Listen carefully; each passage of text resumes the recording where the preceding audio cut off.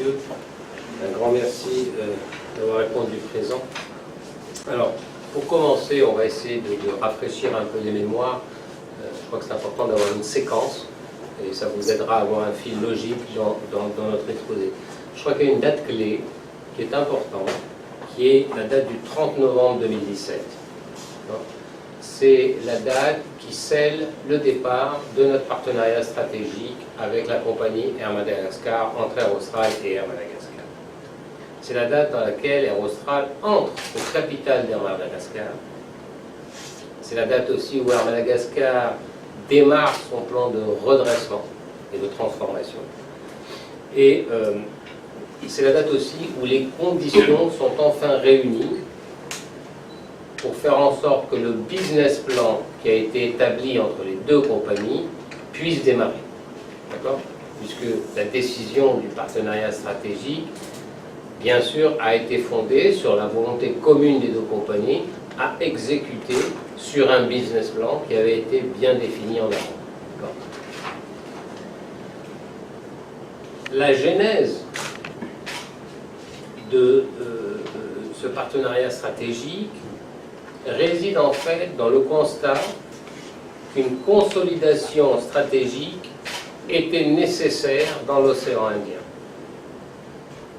Nous opérons sur des petits marchés. Donc par exemple, en ce qui nous concerne, nous, Air Austral, on avait besoin d'un relais de croissance. Air Madagascar avait besoin de l'appui et du support d'un partenaire stratégique. Et donc c'est comme ça qu'on s'est trouvé. De plus, on opérait, et on opère toujours, dans un contexte concurrentiel qui est de plus en plus exacerbé, donc agressif. Alors la concurrence, c'est très bien. En général, ça bénéficie aux clients. Ça permet aussi aux opérateurs économiques de se remettre en question, d'essayer de travailler mieux. Ça impliquait aussi une recherche de coopération justement pour résister à ce contexte concurrentiel qui est devenu de plus en plus fort. Et nous avons trouvé, je parle pour Air Austral, en Air Madagascar et Madagascar, un territoire à haut potentiel dans l'océan Indien. Je rappelle que Madagascar, c'est la taille de l'Espagne et c'est 23 millions de personnes. Je passe sur les richesses naturelles de Madagascar, sur son potentiel de développement, qu'il soit en business ou en tourisme par exemple, etc. Pour Air Madagascar et Air Austral, une consolidation était à ce moment-là évidente, elle est toujours, et surtout nécessaire. Nécessaire. Quand vous regardez un peu la taille des compagnies au niveau mondial, vous voyez très bien que nous sommes une petite compagnie par rapport à ces monstres. Et donc il est important à un moment donné, quand vous êtes en recherche de relais de croissance, de coopérer. D'où la volonté de partenariat stratégique. Ces deux compagnies sont historiquement liées, avec des atouts qui sont différenciants. Et l'opportunité que nous devons mettre en œuvre, c'est de construire des synergies et d'alimenter et de renforcer le trafic des deux réseaux réciproques de ces compagnies. Alors, bonjour à ceux que je n'ai pas encore salués ici. Donc c'est Gilles Talec, directeur général adjoint d'Air Madagascar. Comme l'a dit M. Grazzini, c'est un business plan qui est construit pour un développement conjoint. Un élément très important dans la construction de ce business plan, c'est le fait que c'est un partenariat d'égal à égal. En fait, c'est la volonté de faire grandir les deux compagnies et leurs filiales ensemble, dans l'océan Indien. Ça, c'est capital de comprendre. Donc, un développement harmonieux des deux compagnies. Ce n'est pas l'une par rapport à l'autre, c'est l'une avec l'autre. Et avec la possibilité de mettre en résonance les 4 hubs de nos différentes compagnies. Tana, Antananarivo pour Air Madagascar, Saint-Denis-de-la Réunion pour Air Austral, Dzaoudzi pour les deux compagnies, et Paris pour les deux compagnies également. Donc ça, c'est l'élément fédérateur maximum aujourd'hui pour ce partenariat stratégique.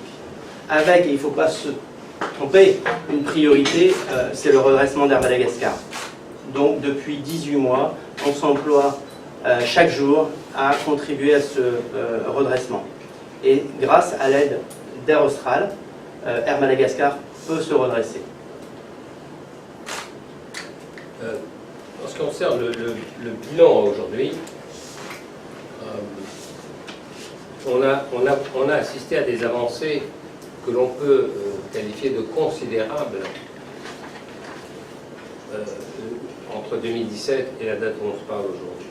Ces résultats qui sont visibles s'appuient sur un ensemble de 6 leviers qui sont la solidité de la gouvernance et de l'organisation. C'est très important. Si vous n'avez pas de bons fondamentaux de gouvernance, on ne peut pas avancer. La gouvernance, c'est l'organisation sociétale qui nous permet de prendre des bonnes décisions. Le renforcement des réseaux et des programmes, ça aussi c'est fondamental. La consolidation de la flotte, et je crois que dans les semaines, mois qui viennent, on devrait pouvoir annoncer des résultats tangibles dans ce domaine. La revalorisation du client. Nous sommes les 2 partenaires convaincus que nous existons par le client, et c'est le client qui doit dicter les décisions que nous prenons. Parce que sans lui, on n'est pas. Et on ne prospère pas. L'efficacité commerciale, et on en parlera à la fin de cet exposé, elle est fondamentale parce que vous pouvez avoir toutes les plus belles ambitions du monde, mais si vous n'êtes pas efficace commercialement, ça ne sert pas à grand chose. Et en fait, la recherche de développement de synergies conjointes. Et on va essayer de vous expliquer ce qu'on a fait dans ces 6 domaines. En ce qui concerne la solidité de la gouvernance et de l'organisation, on a mis en place une gouvernance solide et moderne et expérimentée.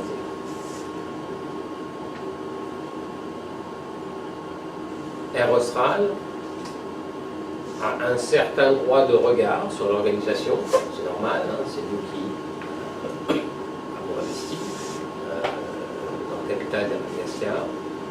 Le gouvernement malgache détient toujours 51%, mais nous avons un rôle important dans la mise en place des éléments clés de l'organigramme d'Air Madagascar. Ça c'est important, que ce soit au niveau de la direction générale ou au niveau des membres du comité exécutif. Elle est solide parce qu'elle a été pensée pour pouvoir atteindre certains objectifs rapidement. Elle est moderne parce qu'elle est adaptée aux ambitions que l'on a. Et elle est expérimentée, puisque vous avez par exemple un des membres du comité exécutif d'Air Madagascar qui est assis à côté de moi, M. Gilles Tallet, qui a probablement plus de 25 ans d'expérience dans l'aérien et qui a travaillé pour plusieurs grandes compagnies. J'en citerai que 2, British Airways, United Airlines. Cette équipe dirigeante, enfin ces 2 équipes dirigeantes ont aujourd'hui une expertise qui est reconnue et confirmée. Il suffit de voir un peu les états de service de notre PDG, M. Marie-Joseph Madé. Il suffit de voir les états de service du DG d'Air Madagascar, M. Bessou, et vous comprendrez très bien que ce sont des gens qui arrivent avec une certaine maturité et une expérience conjointe qui nous permet effectivement d'aborder les challenges qui se posent à tout partenariat stratégique avec des gens qui ont une certaine expérience et expertise de ces difficultés. Alors un des premiers points quand on est une compagnie aérienne, c'est un réseau, un programme. Et là, on a travaillé d'arrache-pied pour faire en sorte de maximiser les synergies entre les 2 compagnies et pour monter en puissance sur l'axe océan Indien-France. Alors aujourd'hui, on aligne plus de 3 vols quotidiens sur l'axe océan Indien-France. 3 vols par jour sur l'ensemble des destinations. C'est 10 vols par exemple sur Paris-Réunion. C'est jusqu'à 7 vols Paris-Tana. Je vous juste illustre par rapport à Paris-Tana. Il y a 1 an, on était à 2 allers-retours par semaine. nous sommes aujourd'hui à jusqu'à 7 allers-retours par semaine. 2 vols Marseille-Réunion, 1 vol Marseille-Tana dédié et 7 vols Paris-Mayotte. Donc, jusqu'à 7 vols Paris-Mayotte, pardon. Également, on a un réseau régional renforcé avec des hubs connectés. C'est l'avantage d'avoir un maillage sur le réseau sur l'océan Indien. D'abord avec des code-shares entre Air Austral et Air Madagascar, des code-shares entre Air Madagascar et EWA, la filiale d'Air Austral sur les Comores et Mayotte. Voilà.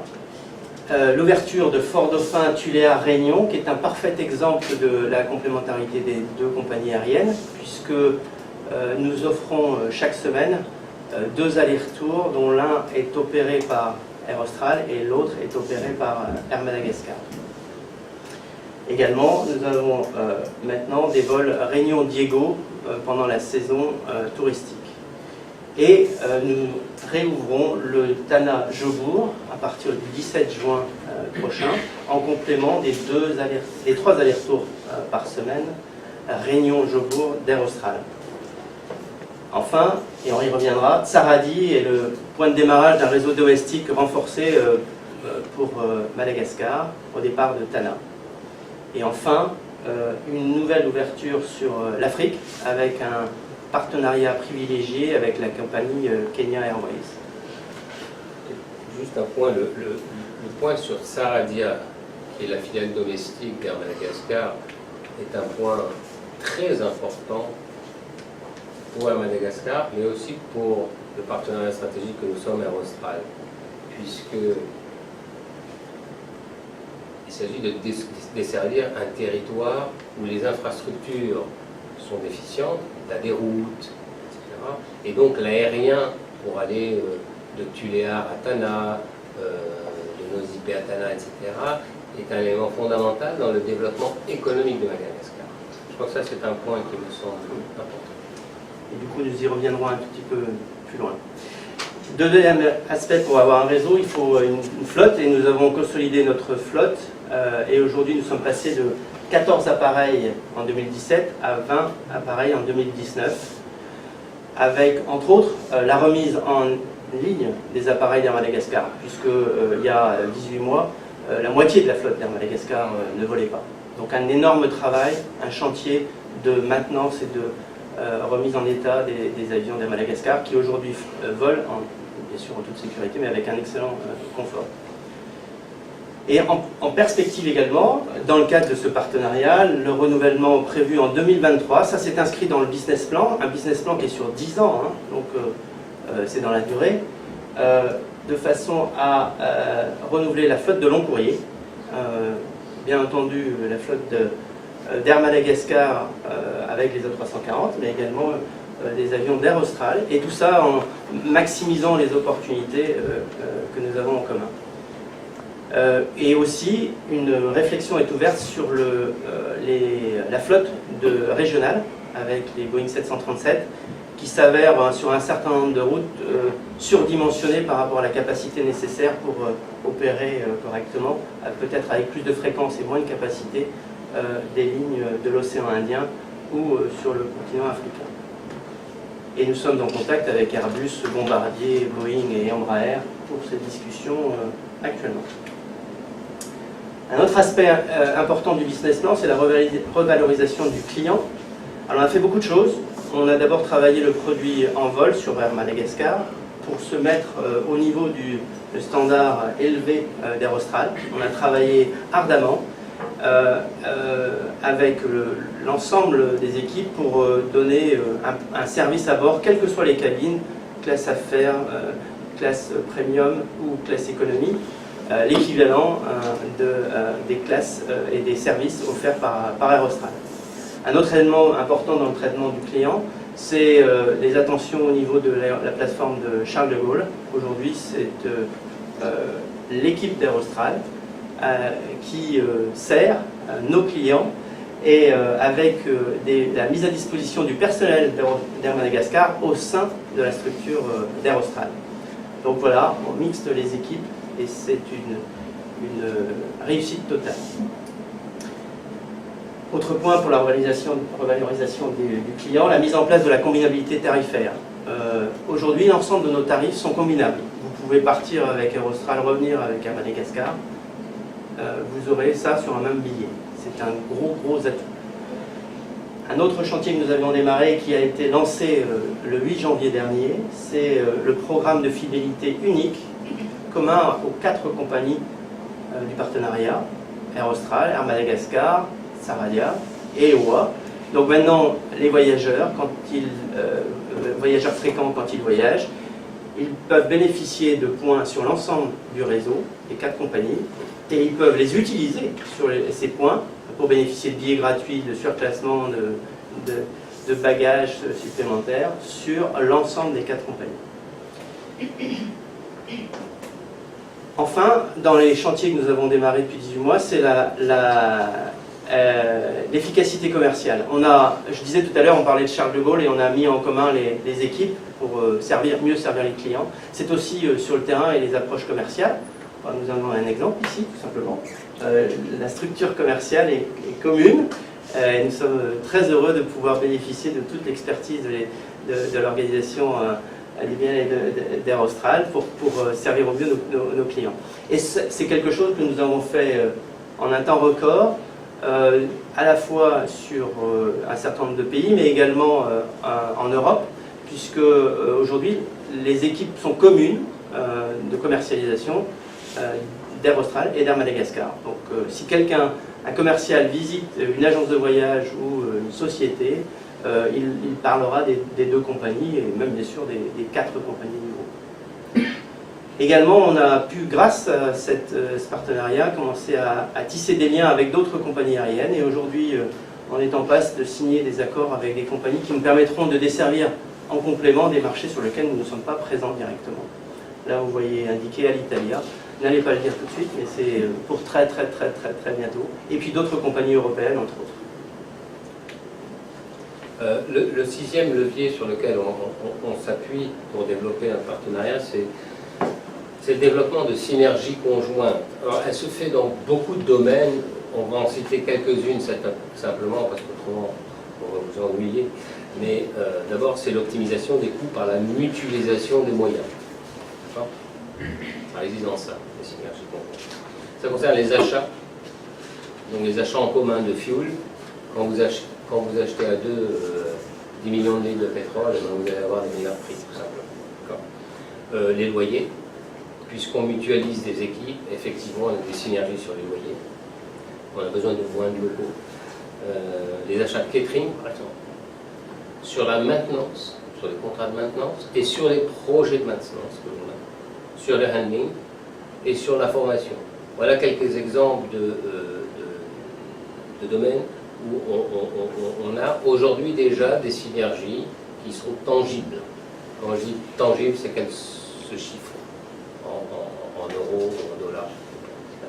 Donc on voit bien que l'intérêt à travailler avec un partenaire stratégique dans le même domaine d'activité, bien évidemment, vous en retirez des bénéfices qui sont évidents.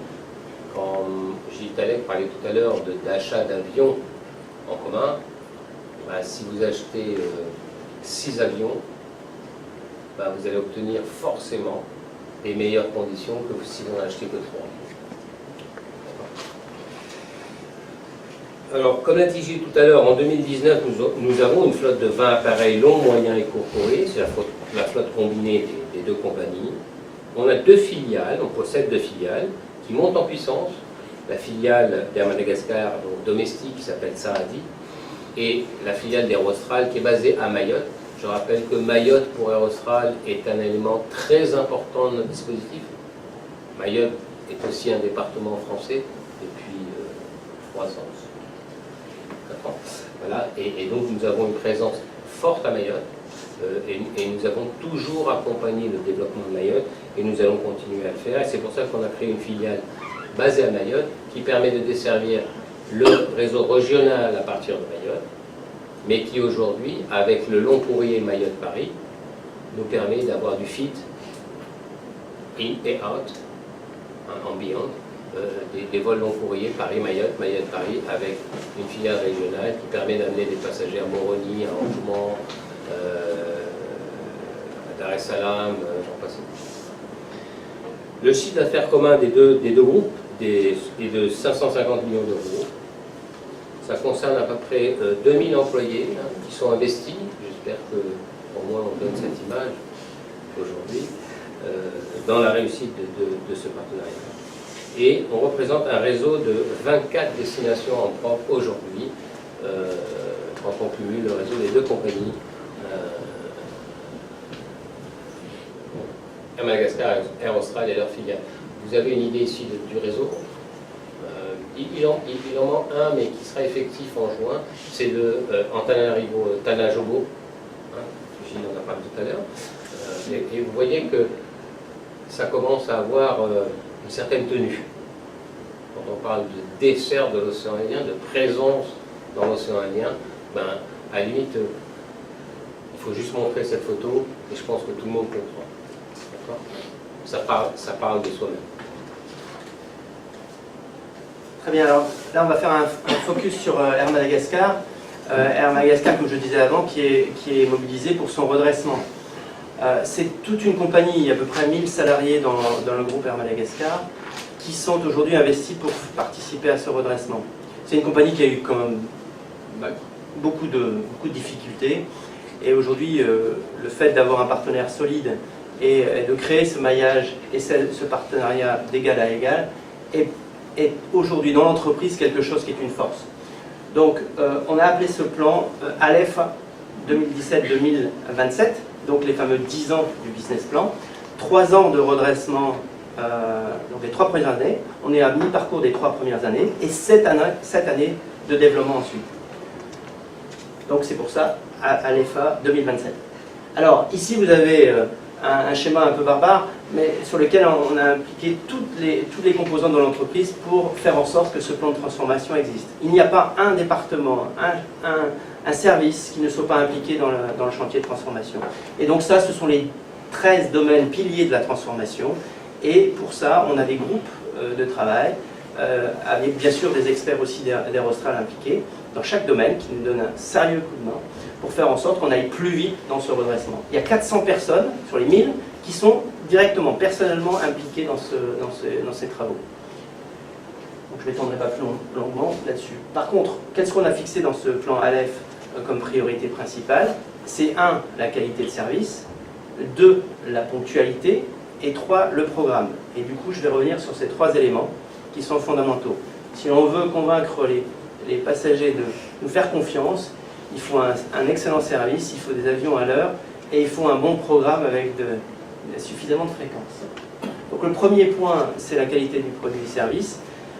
Là-dessus, on a eu un chantier de tous les côtés, principalement en vol au départ, puisque c'est l'amélioration du produit à bord, comme je l'ai dit tout à l'heure, mais également la création de la filiale Tsaradi, j'y reviendrai, et également la création de sites tsaradi.com qui permet très vite d'avoir accès au réseau de notre filiale domestique.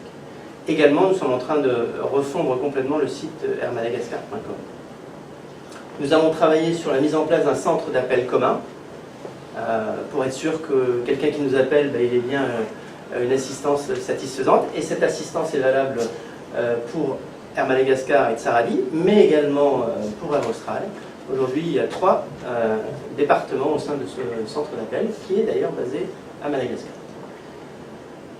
L'amélioration des traitements des irrégularités, là aussi, pour être sûr que ça arrive, on a des avions qui soient en retard, on est de l'anticipation, de la meilleure qualité de service pour que nos clients voient qu'on est très attentif du service qu'on va leur accorder. On a fait un très gros investissement dans la formation d'accueil client auprès du personnel navigant, commercial, mais également du personnel au sol. Donc là, tout le monde est passé avec une séance, enfin un séminaire de 3 jours pour être formé aux clients. Enfin, on a lancé des pistes de réflexion sur l'amélioration du traitement au sol, et particulièrement, ça c'est un élément très différenciant pour l'avenir, c'est que Madagascar se dote d'un terminal moderne, neuf, qui sera en service à partir de janvier 2020. Et bien sûr, on veut anticiper l'arrivée de ce nouveau terminal et travailler sur l'accueil de nos passagers, que ce soit dans des salons pour nos passagers réguliers, que ce soit sur des comptoirs d'enregistrement plus agréables, des comptoirs de vente plus agréables, des zones de repos, etc. etc. Deuxième élément important, c'est la ponctualité des vols. Je vous donne un chiffre, hein, il y a 2 ans, la ponctualité était à peu près de 52% à 15 minutes. Donc il y avait 52% des vols qui arrivaient à l'heure, à 15 minutes près.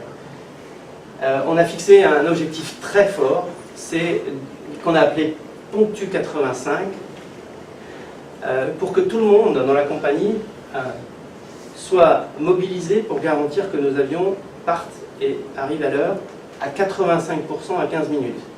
Et on a voulu ça en se donnant d'abord cet objectif et en plus cette transparence totale. D'ailleurs, je vous affiche ici la courbe de 2018 et du début 2019. Nous avons terminé l'année en moyenne sur l'année 2018 à 77%, donc nous ne sommes pas en moyenne, hein, c'est la moyenne de la ligne bleue, nous ne sommes pas à 85%.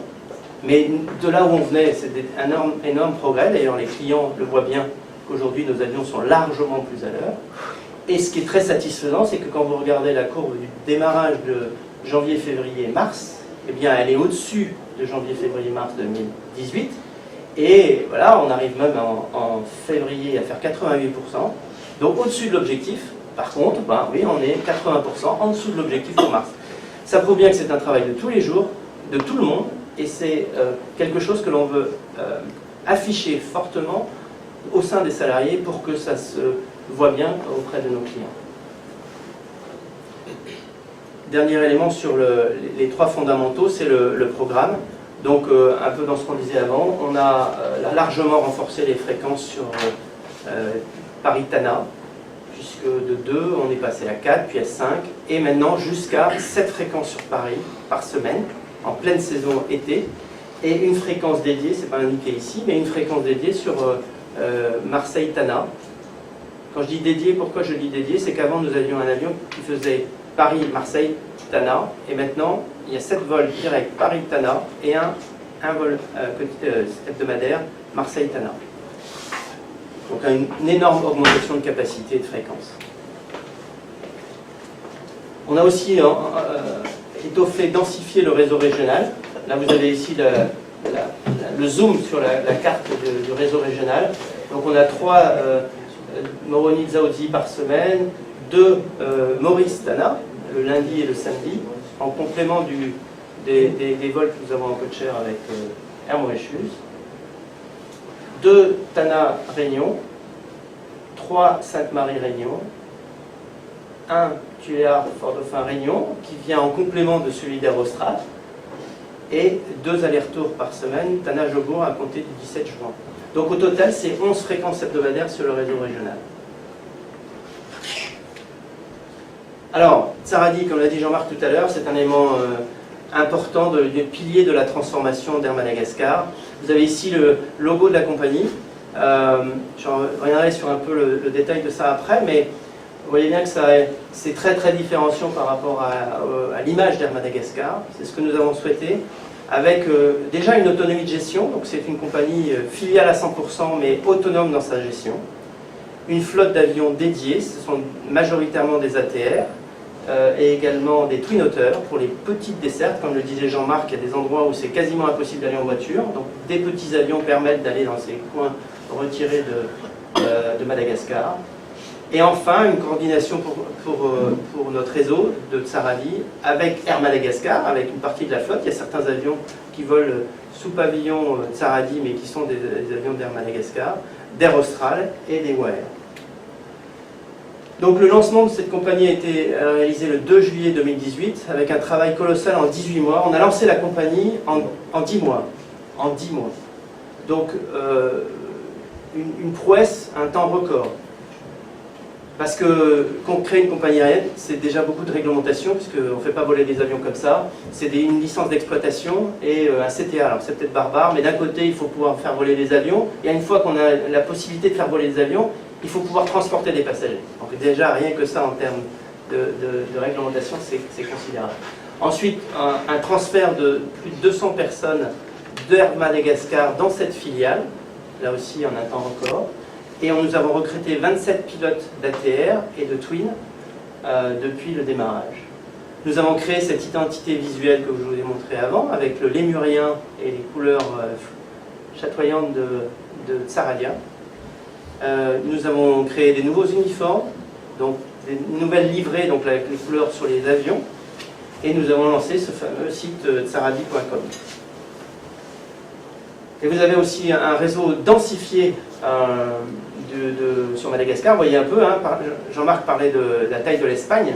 Donc vous avez des vols qui font 2 heures hein, entre le nord et le sud. Hein. Donc, et l'objectif a été de créer un maillage au départ de Tana avec jusqu'à 2 rotations quotidiennes sur les principales destinations. Donc Nosy-Be, Diego, Tamatave, Tuléar, Fort-Dauphin.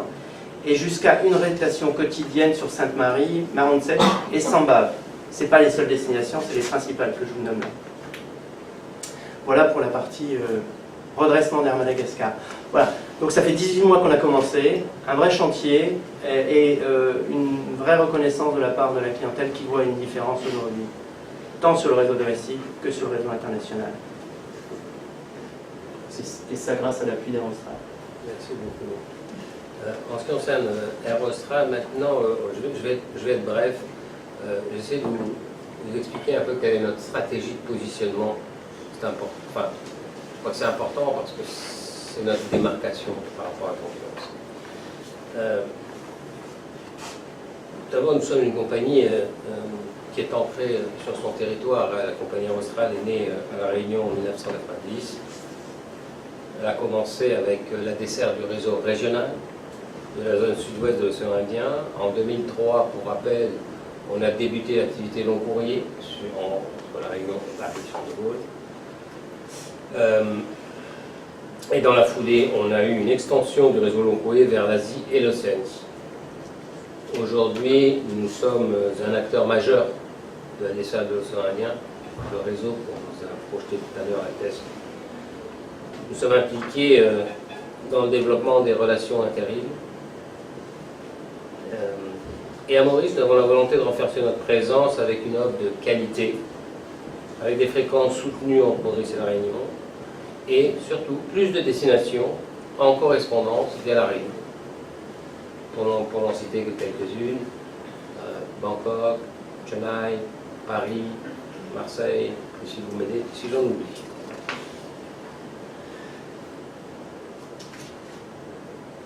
Pour nous, la différenciation a été et sera la stratégie gagnante. C'est une clé pour nous. Et on le fait à côté de notre partenaire stratégique à Madagascar. Nos points de diversification ne sont pas nombreux, mais je pense qu'ils sont importants pour bien comprendre notre stratégie. C'est d'abord la diversification de notre réseau. C'est le développement maximal des correspondances et donc de notre trafic de correspondance. C'est un positionnement produit distinct de qualité. Et enfin, c'est la voie complètement assumée de la coopération, partant du principe qu'on est trop petit pour faire tout seul, et donc du partenariat stratégique avec la compagnie Air Madagascar. Pour élargir notre réseau, on a eu un développement vers l'Asie. Je cite pour mémoire l'ouverture du Réunion Guangzhou, Canton, l'ouverture du Réunion Chennai, Madras, le renforcement du Réunion Bangkok. Ça correspondait à une stratégie de diversification réseau. La réouverture du Réunion Marseille, qu'on avait abandonné un certain temps mais que l'on a repris en direct, c'est-à-dire c'est une réunion Marseille-Sec, ça ne va pas à Paris, hein, c'est Terminal Pointe Marseille. Le lancement de la première liaison directe Mayotte-Paris en 2016, ça ne suffit pas de dire qu'on est impliqué sur un territoire, encore faut-il accompagner son développement et nous étions convaincus que le développement de Mayotte passait par un vol direct Mayotte-Paris et c'est la raison pour laquelle nous avons choisi l'option des Boeing 787 qui sont les seuls types avions disponibles à ce moment-là sur le marché qui nous permettaient d'atterrir et de décoller pleine charge de Mayotte. Ça sont des choix qui correspondent et qui sont en logique totale avec nos options stratégiques. Et finalement, EWA, qui est la création d'une filiale qui contribue à la diversification de notre réseau sur la partie régionale, la desserte régionale de Mayotte. Le développement des correspondances, ça passe par une harmonisation des horaires et du programme pour avoir de meilleures connexions via la Réunion, vers la France et l'océan Indien. Aujourd'hui, nous arrivons à des taux de passagers en correspondance qui ont des taux de croissance très élevés quand on compare d'une année sur l'autre. C'est la preuve que notre stratégie marche. Et elle marche pourquoi? Parce que, pour un tas de raisons, peut-être parce que les gens aiment bien Austral et son service, mais aussi parce qu'ils ont des correspondances qui sont pratiques et qui les amènent là où ils veulent aller, dans des temps qui sont tout à fait acceptables. Je noterai notre partenariat avec le TGVR Air France pour la desserte des provinces et de l'Europe. Le TGVR nous permet d'avoir 20 destinations en France métropolitaine et notre accord de codeshare avec la compagnie Air France nous permet d'avoir 40 destinations européennes en codeshare. Alors, notre stratégie de différenciation s'appuie aussi sur un positionnement produit distinct qui consiste en une flotte modernisée et jeune. Notre flotte long courrier est une flotte très jeune. Vous allez le voir. Les deux 787, ils datent de mi-2016, donc ils ont 3 ans. Et les deux nouveaux 777 de fin 2016, ils ont 2 ans et demi. C'est une flotte long courrier très très jeune. Et surtout la constante modernisation de notre produit, que nous considérons, en tout cas nous en avons l'ambition, d'offrir un produit de haute qualité dans toutes les classes, que ce soit en classe affaires, en business, en classe premium, premium économique, et la classe confort, chez Austral, ou en classe loisir, qui est la classe économique. Il ne faut jamais oublier que c'est un avion entier qu'on transporte, et il ne faut pas simplement se dédier à une seule classe. Donc, il faut qu'on... les besoins des gens sont très variés. Il y a des gens qui voyagent des fois en classe affaires, et puis après, quand ils vont en vacances, ils voyagent en classe économique. Parce que c'est pas la société du pays. Et finalement, l'autre fondamental de notre stratégie de différenciation, c'est le partenariat stratégique. La réflexion est la suivante. Nous sommes une petite compagnie et nous avons besoin d'un relais de croissance. D'accord ? Alors quand vous êtes une petite compagnie, il faut s'allier, il faut coopérer. Parce que comment vous allez éviter si un jour, je ne sais pas, il y a des grandes compagnies qui arrivent, nous au moins à deux, on est plus fort ensemble, hein, que tout seul, c'est évident. Et en plus, le faire sur Madagascar nous amène à nous un relais de croissance, parce que le potentiel de développement est énorme par rapport à celui qu'on connaît nous à l'arrêt. D'où le choix d'un partenaire stratégique que nous avons choisi avec Air Madagascar. Ce qui nous permet aujourd'hui d'avoir une stratégie de hub, multi-hub. Tout le monde monte, personne n'est... C'est gagnant-gagnant, hein, c'est d'égal à égal, quoi. Et donc on a 4 hubs aujourd'hui qu'on va faire vivre, qu'on a commencé à faire vivre, qui sont Tana, Réunion, Mayotte et Paris. D'où la réflexion constante de programmes et de réseaux qui nous permet d'alimenter ces hubs. Et c'est en ayant une croissance ensemble qu'on pourra devenir plus fort. Il n'est pas question de cannibaliser une compagnie ou l'autre, non, pas du tout. Pensez bien qu'on On ne va jamais pouvoir faire passer tous les magages via la Réunion juste parce qu'on va faire grandir le hub de la Réunion. Hors de question. Plus notre partenaire sera fort, plus on se renforcera. Je vais laisser maintenant la parole à quand même quelqu'un qui a été... je ne veux pas le dire parce que c'est moi qui l'ai convaincu à venir travailler pour nous. Et je parle de Priscille. Et qui va nous expliquer un petit peu quels sont nos enjeux sur le territoire qui vous intéresse, je crois, le plus, qui est quand même Maurice. Merci M. Grazini, bonjour à tous. Donc l'enjeu pour Maurice, c'est la progression du trafic de et vers Maurice.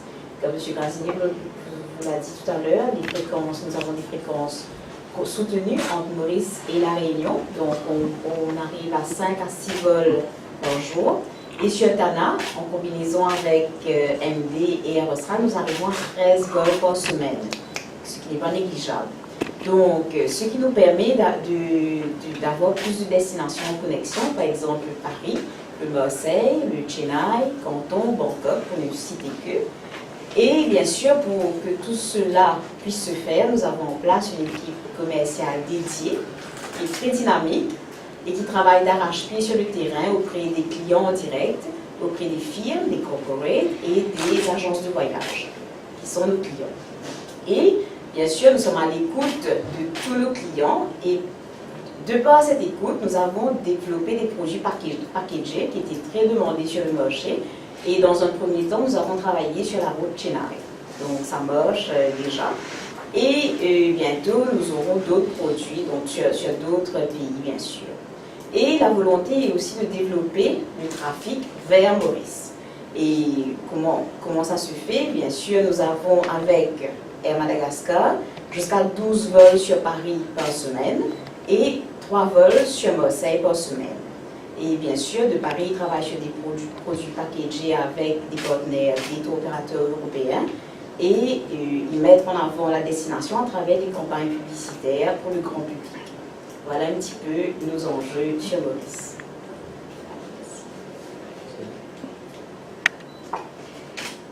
Je crois qu'on a fait le tour. Merci pour votre écoute, merci beaucoup. Je crois que l'information, on vous a délivré beaucoup d'informations, mais ce qu'il faut retenir, c'est qu'effectivement les deux compagnies, Air Austral et Air Madagascar, sont associées donc, depuis maintenant un peu plus d'1 an. Et travaillent de concert pour offrir un maximum, on va dire, de destinations en connexion aux voyageurs de l'océan Indien. Et nous travaillons donc à mettre un coup de projecteur véritablement sur l'océan Indien. Et c'est toutes les destinations de l'océan Indien qui vont en bénéficier. La Réunion, bien sûr, Madagascar, bien sûr, mais aussi Maurice. Voilà, donc je pense que vous avez des questions. Nous avons quelques instants, quelques minutes à vous accorder. N'hésitez pas, c'est le moment. Vous avez parlé du développement de Madagascar, on parle aussi du développement touristique et commercial des îles de l'océan Indien. Comment vous vous placez dans cette stratégie? Je crois que ce sont deux routes complémentaires. Vous avez une volonté au niveau macro, qui est la grande région, et puis après, les opérateurs choisissent en fonction d'abord de l'intérêt des parties adverses. Fois deux, faire un business tout seul, on ne fait rien. Et en fonction, je crois, de leur situation du moment, choisissent de faire un bout de chemin ensemble. Nous, c'est ce qu'on a décidé de faire avec Air Madagascar en créant ce partenariat stratégique. Mais ce n'est pas antinomique. Ce sont des niveaux de coopération qui sont, je crois, différents, mais qui sont en même temps complémentaires. J'oserais dire que des fois, il faut montrer la voie. Donc vous pensez que toute stratégie, tout partenaire stratégique ne va pas à l'encontre d'un développement? Non, je suis convaincu que non, parce que Alors, tout d'abord, it's a free world. Donc vous avez le droit de travailler avec tout le monde. Il n'y a pas de problème, il n'y a pas d'obstacle majeur à ça. Et après, encore une fois, ce sont des niveaux de coopération qui sont différents, avec des enjeux différents.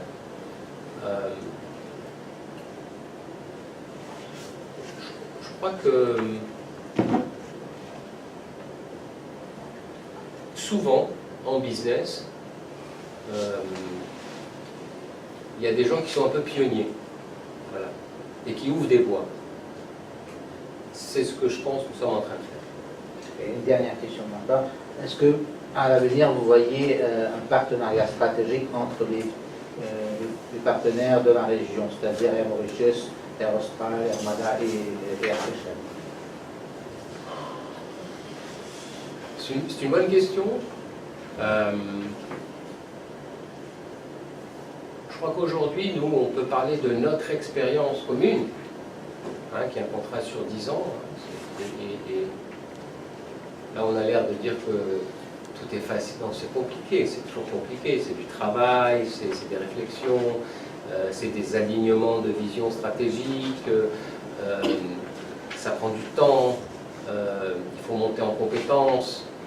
Quand on parle de fonctions coordonnées, on a des fonctions coordonnées qui sont par exemple le programme, le revenu management, la communication, j'en passe une meilleure. Quand on dit ça, ça veut dire beaucoup de travail derrière. Donc, deux choses.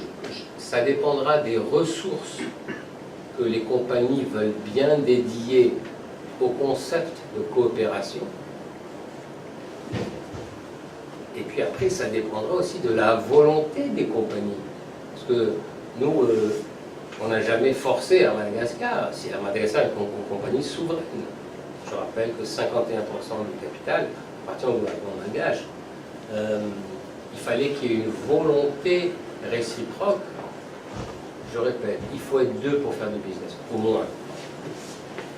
Qu'est-ce que le voyageur mauricien va gagner dans tout ça?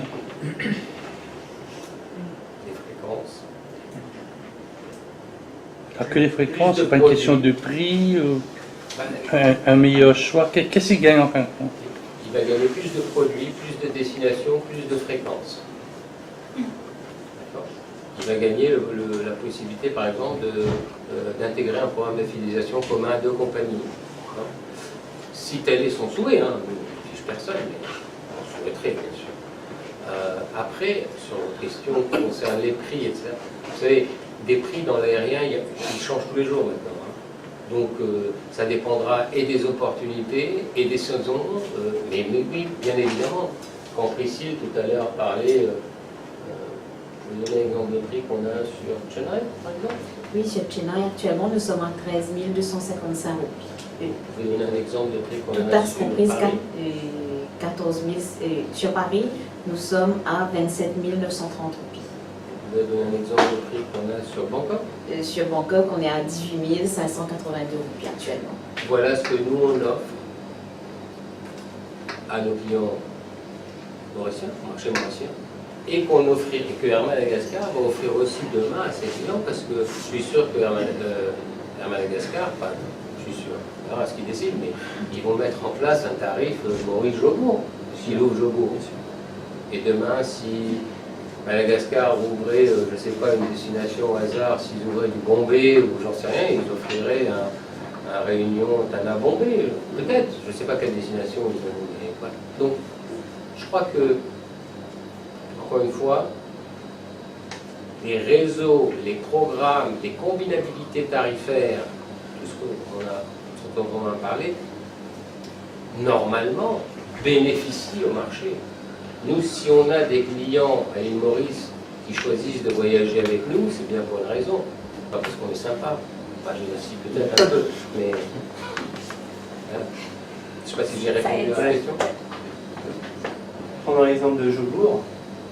Air Madagascar tout seul, ce sera 2 allers-retours par semaine pour le marché mauricien, avec les 3 fréquences sur La Réunion. C'est plus d'opportunités, plus de souplesse, plus de moyens de voyager.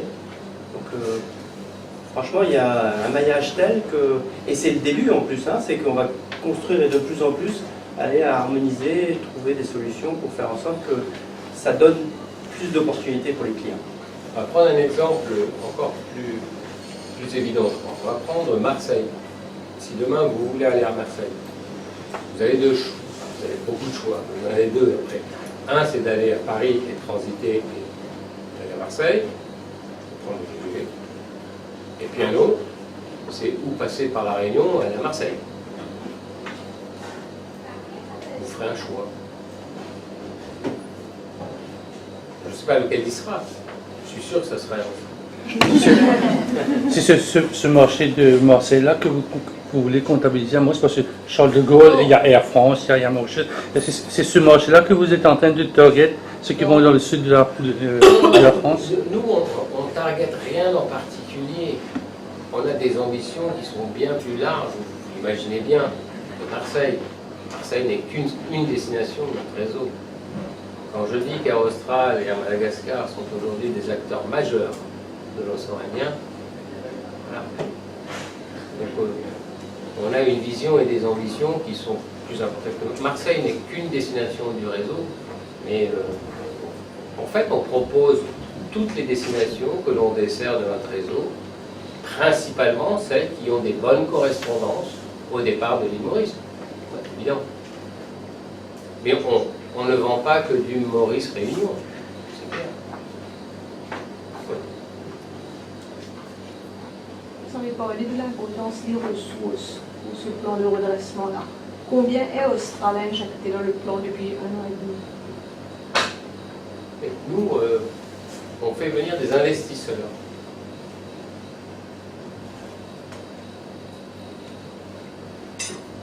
Donc, on fait venir des investisseurs. Et nous, en propre, nous, on n'est pas des financiers. Ah, par contre, l'expertise, le know-how, oui, bien sûr. Ça, on sait, c'est notre métier. Donc, en brain, oui. En réflexion stratégique, etc. Quand je dis qu'il y a des fonctions coordonnées, là, il y a un investissement humain, de travail qui est important. Et après, en ressources financières, non, nous, on n'est pas une banque, on n'est pas une institution financière. On aimerait bien, hein, c'est un beau métier. C'est une question. Il y a deux gros porteurs, Qatar Airways et Emirates, qui ont fait une demande. Il y a deux gros porteurs, Qatar Airways et Emirates, qui ont fait une demande pour desservir Madagascar. Et il y a Turkish Airlines aussi qui veut augmenter la fréquence. Est-ce que ce n'est pas une menace pour Madagascar? Alors, menace pour vous? j'ai vu des choses qui sont écrites dans la presse. Aujourd'hui, il n'y a peut-être pas autant de choses aussi clairement scellées que ce qui est annoncé ici ou là. Autrement, ce que je veux dire, c'est qu'il peut y avoir de l'intérêt de là à vouloir aujourd'hui avoir demandé des droits de trafic. C'est peut-être pas le cas encore. Alors, qu'est-ce que ça veut dire? Ça veut dire que c'est certain qu'aujourd'hui, on est dans une situation particulière, puisque dans le cadre du plan de redressement d'Air Madagascar, on a, pendant une période de 3 ans, les fameux 3 ans de redressement, on a demandé à l'État malgache de pouvoir bénéficier d'une certaine protection pour ne pas arriver avec une concurrence qui nous empêche, qui nous coupe les ailes avant même de se redresser. Donc nous sommes dans cette période-là. Et cette période-là se terminera en octobre 2020. Donc, en l'occurrence, aujourd'hui,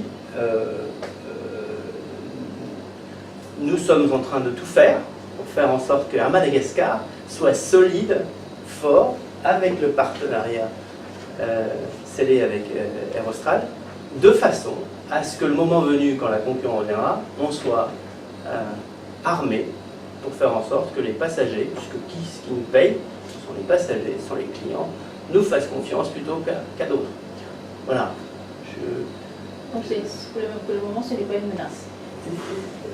Attendez, vous savez, c'est peut-être une validation qu'on avait raison de mettre un partenariat stratégique Voilà, déjà à deux c'est plus facile.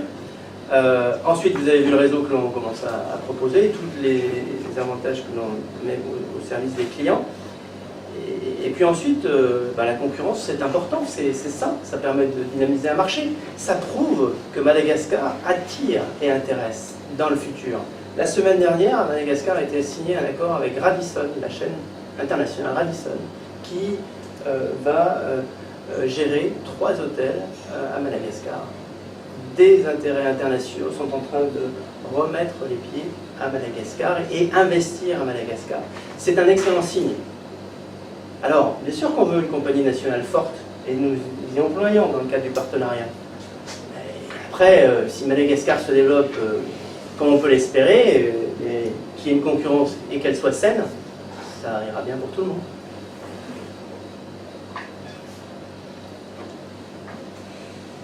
À presque 2 ans de la mise en œuvre du plan stratégique, quels sont un petit peu les résultats en termes de performance financière et d'accroissement dans le nombre de passagers aussi?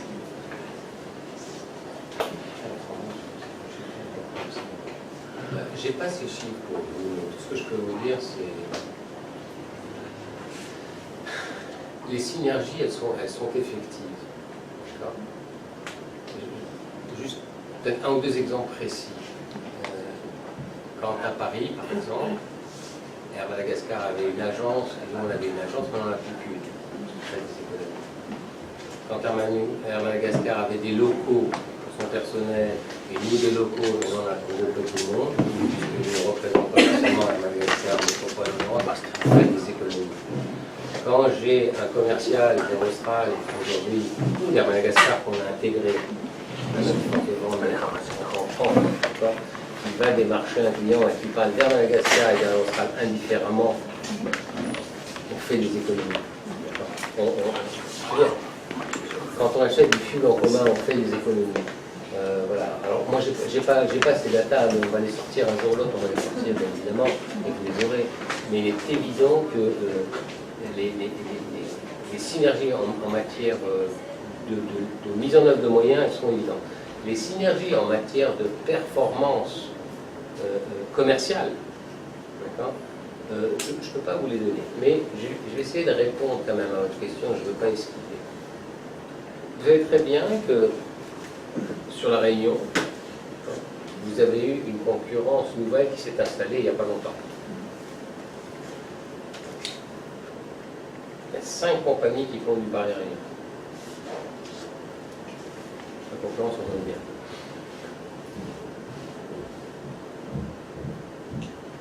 Et donc là, on pouvait faire d'autres choix. D'accord? Le choix de réduire.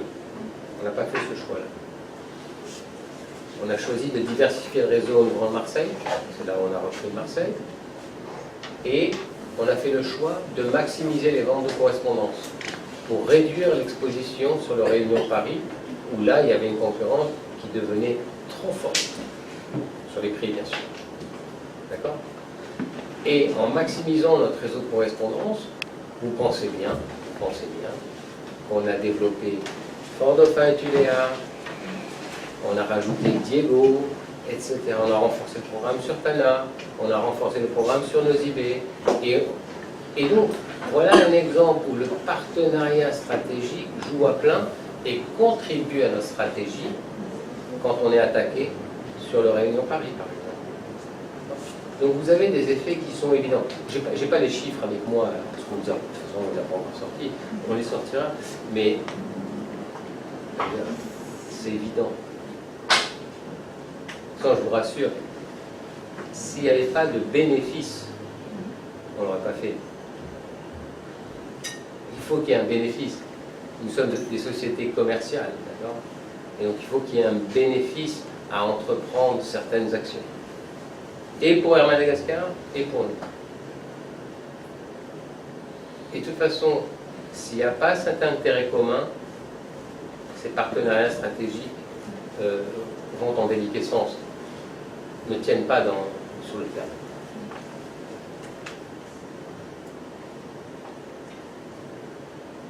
Peut-être une dernière question.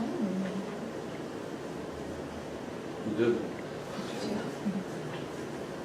Castelli avait promu le projet d'une compagnie aérienne régionale il y a quelques années, je crois que c'était en 2013. Est-ce que ce projet est toujours viable? De ligne aérienne régionale. Une compagnie. Compagnie. Ah, compagnie aérienne régionale.